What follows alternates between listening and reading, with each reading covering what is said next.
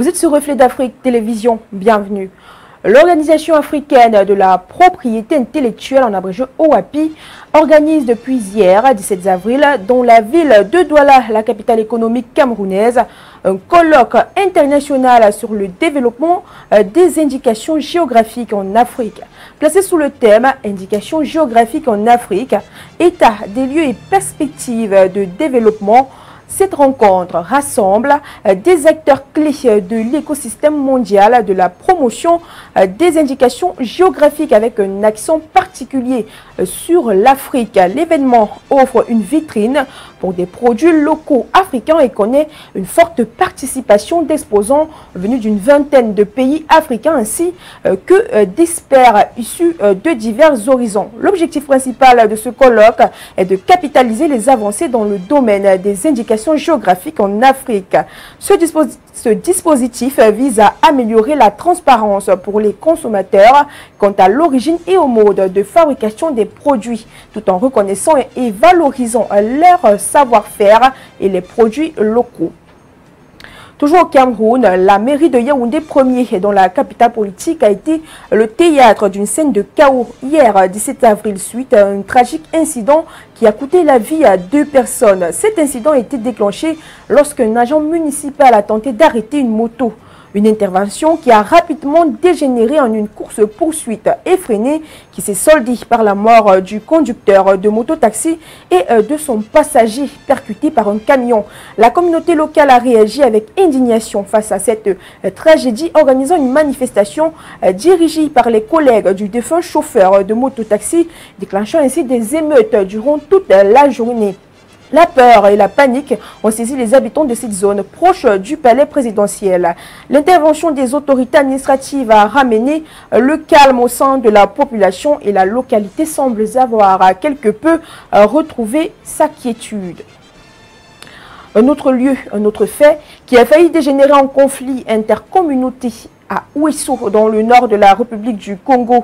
Les habitants de cette localité sont descendus dans les rues lundi dernier pour s'insurger contre les actes de délinquance de certains Camerounais qui avaient fait du kidnapping et du rançonnement des victimes leur gagne-pain, saccageant et pillant au passage les commerces des Camerounais résidant dans cette ville. Le calme revient progressivement dans cette partie du pays après le couvre-feu instauré par les autorités administratives, notamment le préfet de Ouessou. Le vice-consul du Cameroun à Ouessou a opéré une sortie audio dans laquelle il demande aux Camerounais de faire preuve de retenue pour éviter l'embrasement de la situation. Des actes malheureux qui portent malheureusement atteinte aux relations fraternelles qui ont toujours caractérisé les deux peuples.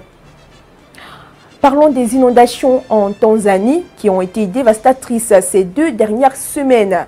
58 personnes ont perdu la vie en raison des fortes pluies et des glissements de terrain. Les infrastructures ont également été endommagées dans les régions côtières du pays. Plus de 128 000 personnes ont été durement touchées par ces inondations.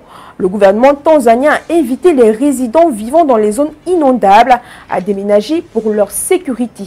Pour prévenir de futures inondations, la Tanzanie prévoit de construire 14 barrages. De plus, des produits de première nécessité ont été distribués aux personnes touchées. Ces inondations font partie des épisodes de crues qui touchent actuellement l'Afrique de l'Est.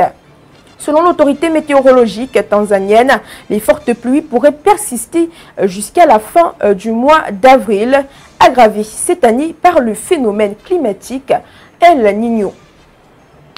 Des centaines de médecins et autres praticiens kenyans ont une fois de plus manifesté le mardi 16 avril dernier pour exiger de meilleurs salaires et de meilleures conditions de travail dans le cadre d'une grève nationale en cours qui est entrée dans sa 5e semaine.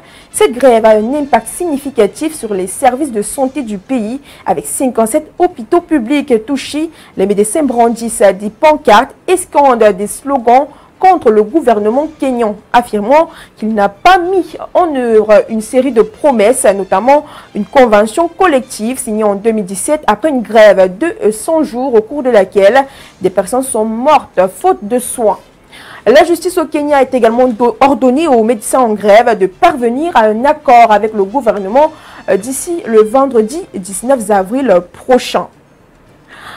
Et en sport, Jeux Olympiques Paris 2024, des handballeuses camerounaises ne participeront pas en raison d'un problème de visa.